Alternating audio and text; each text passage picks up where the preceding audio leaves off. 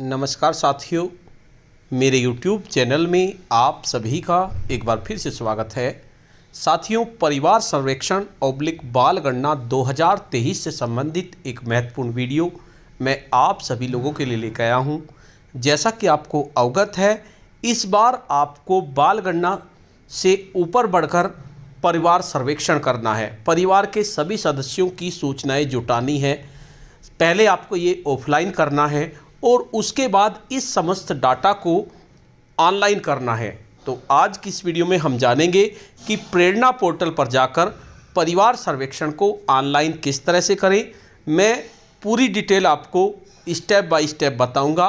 तो वीडियो को शुरू करने से पहले मैं आपको बता देना चाहता हूं, अगर आप चाहते हैं इस तरह की इन्फॉर्मेटिव वीडियो आपको एक प्लेटफार्म पर मिले, तो उसके लिए मैंने इन्फॉर्मेटिव वीडियो व्हाट्सएप ग्रुप और इन्फॉर्मेटिव वीडियो टेलीग्राम ग्रुप बनाए हुए हैं। आप चाहें तो मेरे ग्रुप से जुड़ सकते हैं।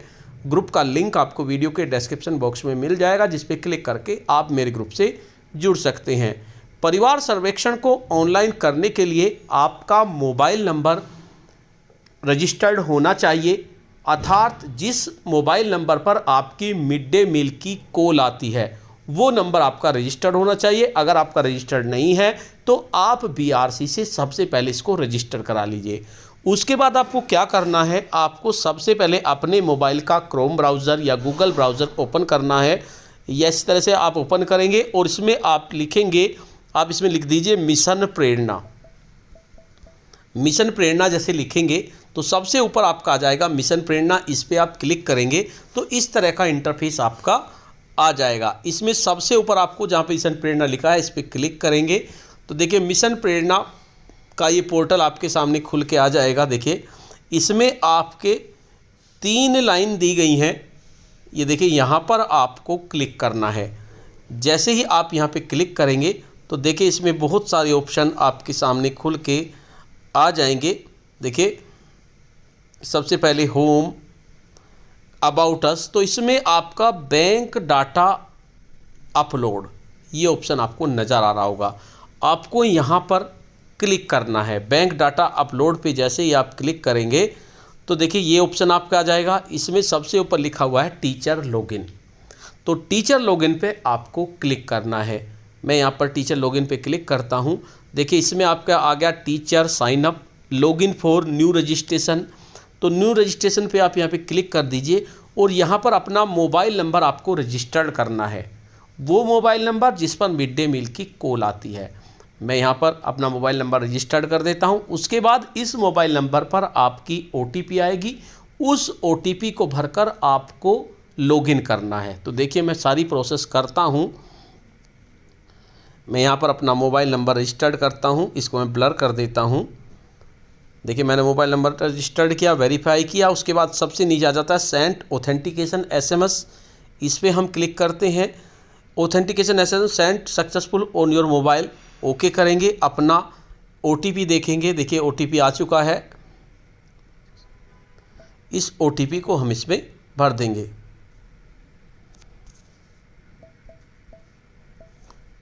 OTP भरने के बाद आपको लॉगिन के ऑप्शन पे क्लिक करना है। तो इसमें लिखा आ जाएगा do you want to login. आप यहाँ पे ओके कर देंगे। ओके करने पर इस तरह से प्रेरणा पोर्टल आपका लॉगिन होकर आ जाएगा। देखिए इस तरह से आपका मोबाइल नंबर अगर रजिस्टर्ड है तो आपका प्रेरणा पोर्टल ओपन होके आ जाएगा। उसके बाद आपको करना क्या है, सबसे ऊपर 3 लाइन दी गई हैं, यहाँ पर आपको क्लिक करना है। जैसे ही आप यहाँ पे क्लिक करेंगे तो बहुत सारे ऑप्शन खुल के आपके सामने आ जाएंगे। देखिए सबसे विद्यालय स्तरीय उपभोग प्रमाण पत्र, एलोकेशन, बहुत सी चीज़ें, फर्नीचर हेतु डाटा कैप्चर। तो जैसे ही आप इसको ऊपर स्क्रॉल करेंगे तो आपके सामने एक ऑप्शन आएगा न्यू, परिवार सर्वेक्षण हेतु प्रारूप। यहाँ पर आपको क्लिक करना है। परिवार सर्वेक्षण हेतु प्रारूप पे हमने क्लिक किया तो जैसे ही आप क्लिक करेंगे तो इस तरह से आपका खुल के आ जाएगा। ऊपर जनपद होगा, नीचे आपका ब्लॉक होगा और उसके नीचे होगा सर्वे हेतु मुखिया जोड़े। जब आप जोड़ते चले जाएंगे तो लिस्ट आपकी नीचे बनती चली जाएगी। जैसे मैंने कुछ नाम जोड़े हुए हैं, उनकी लिस्ट देखिए नीचे शो होने लगी। 5 नाम मैंने जोड़े हैं, उनकी लिस्ट शो हो गई है। तो इस तरह से आपकी लिस्ट शो होती रहेगी और सर्वे हेतु मुखिया जोड़े यहाँ पर आपको क्लिक करना है। जब आप मुखिया जोड़ेंगे, मैं यहाँ पे क्लिक करता हूँ, जैसे हम क्लिक करते हैं तो हमारे सामने एक पेज खुल के आ जाता है। देखिए सबसे पहले सर्वेक्षण हेतु प्रारूप जनपद आपका लिखा हुआ आएगा, उसके बाद ब्लॉक लिखा आएगा, उसके बाद न्याय पंचायत लिखी आएगी, उसके बाद ग्राम पंचायत लिखी आएगी, उसके बाद आपको यहाँ पर मजरा ग्राम सभा या मोहल्ले का नाम, मान लीजिए 2 गांव भी मिल के बना है या आप किसी कस्बे में कर रहे हैं तो यहाँ आपको लिखना आएगा। और अगर आपका गांव ही है और गांव का नाम ऊपर से निकाल तो यहाँ अपना गांव का ही नाम आप लिख दीजिए। जब आप गांव का नाम लिख देंगे तो उसके बाद आप नीचे बढ़ेंगे तो नीचे परिवार के मुखिया की जानकारी आपको भरनी है। आपको 3 जानकारी भरनी है। सबसे पहले मुखिया की जानकारी भरनी है, उसके बाद आपको जो 14 साल से ऊपर के सदस्य हैं उनकी जानकारी भरनी है, उसके बाद आपको 14 साल से छोटे बच्चों की जानकारी आपको भरनी है। देखिए इसमें आ गया, सबसे पहला ऑप्शन है राशन कार्ड संख्या। अगर आपके पास राशन कार्ड संख्या है तो बहुत अच्छी बात है, आप लिस्ट से भी ढूंढ सकते हैं। और 1% अगर आपका राशन कार्ड संख्या नहीं है तो आप इसको खाली छोड़ सकते हैं। ज़रूरी नहीं है, क्योंकि ज़रूरी जिन पे टिक लगा हुआ है, जैसे रेड टिक जहाँ पर लगा हुआ है, जैसे ये लगा हुआ है, ये लगा हुआ है, तो ये चीज़ हमारी ज़रूरी है। उसके अलावा अगर आप पे नहीं है तो ज़रूरी नहीं है, राशन कार्ड संख्या नहीं है तो आप इसे छोड़ सकते हैं। उसके बाद परिवार के मुखिया का नाम, यहाँ आप परिवार के मुखिया का नाम लिख दीजिए। आप हिंदी में लिख देंगे तो भी अच्छी बात है और इंग्लिश में लिख देंगे तो भी अच्छी बात है। जैसे मैंने यहाँ पर परिवार के मुखिया का नाम अमित लिख दिया, हिंदी में भी लिख सकते हैं, इंग्लिश में लिख सकते हैं। इंग्लिश में लिखेंगे तो इस तरह आ जाएगा। उसके बाद आयु, आप उसकी आयु लिख दीजिए, कितने वर्ष है, मान लीजिए उसकी आयु 60 वर्ष है, आप यहाँ 60 लिख दीजिए।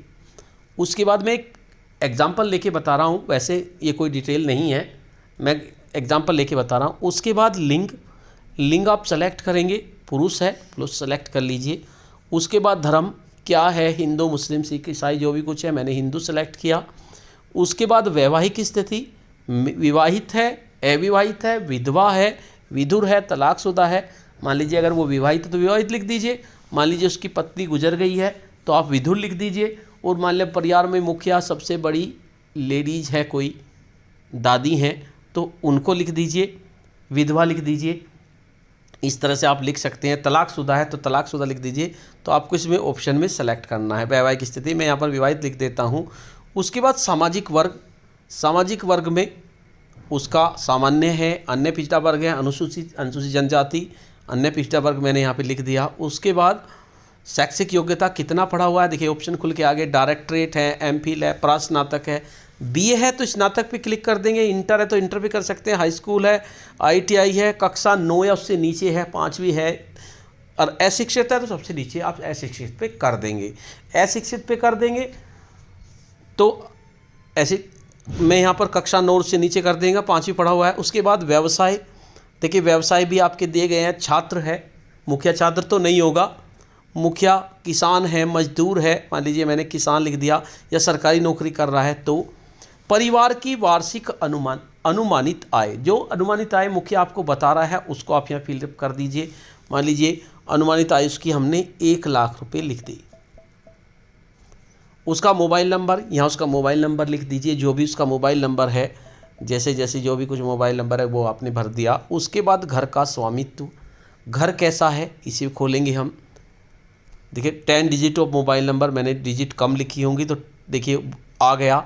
मैं यहाँ पर मोबाइल नंबर की 10 डिजिट लिख देता हूँ। पहले मोबाइल नंबर 1 2 3 4 5 6 7 8 9 और एक 10 डिजिट हो गई।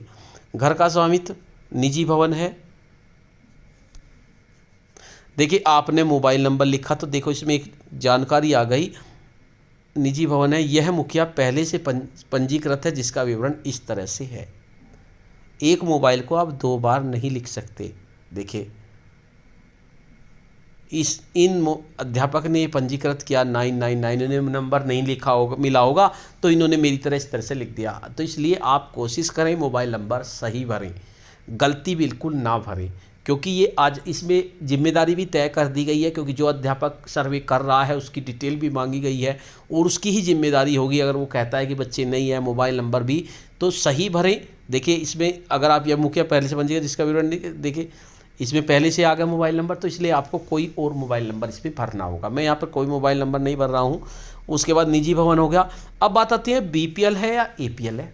अब आप पता कैसे करें? हो सकता है आपको राशन कार्ड मिला हो, घर वालों ने दिया नहीं दिया, आप कैसे पता करें APL है या BPL है? देखिए इसमें आई का निशान बन रहा है, देखिए यहाँ पर आँख बनी हुई है, तो आप आँख पर अगर क्लिक करेंगे तो देखिए हमने आँख पे क्लिक किया तो ये आ गया पूरे परिवार की वार्षिक आय यदि 1 लाख रुपए तक है तो BPL का चयन करें, यदि पूरे परिवार की वार्षिक आय 1 लाख रुपए से ज़्यादा है तो APL का चयन करें। तो आप इसमें APL चयन कर देंगे। यहाँ पर हमने चयन कर दिया, 1 लाख है तो BPL है, मैंने BPL किया, क्योंकि 1 लाख से ऊपर होती तो हम वो कर देते। पूरा पता, यहाँ पर पूरा पता लिख दीजिए, गांव का नाम लिख दीजिए, जो भी गांव है उसको लिख दीजिए। मैंने गांव लिखा, जो भी नाम है,